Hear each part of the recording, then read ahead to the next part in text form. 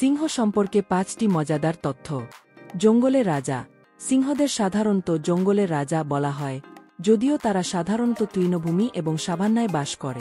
তাদের এই উপাধি তাদের রাজকীয় চেহারা এবং শক্তিশালী গর্জনের কারণে দেওয়া হয়েছে। গর্জনের ক্ষমতা।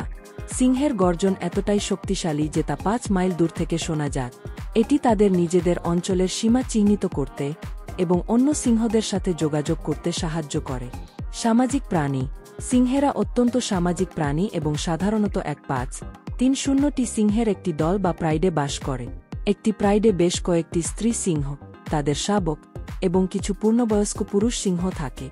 আলসেমির প্রমাণ। সিংহেরা খুব আলসে হতে পারে এবং দিনে প্রায় ২০ ঘণ্টা ঘুমায়। তারা মূলত রাতে শিকার করে, যখন তাপমাত্রা কম থাকে। সিংহী শিকারী। প্রাইডের মধ্যে সাধারণত স্ত্রী সিংহরাই শিকার করে। পুরুষ সিংহরা মূলত প্রাইডের সুরক্ষা দেয় এবং নিজেদের মধ্যে লড়াই করে নিজেদের আধিপত্য প্রতিষ্ঠা করে। এই তথ্যগুলো সিংহদের সম্পর্কে কিছু চমৎকার এবং অদ্ভুত বৈশিষ্ট্য তুলে ধরে।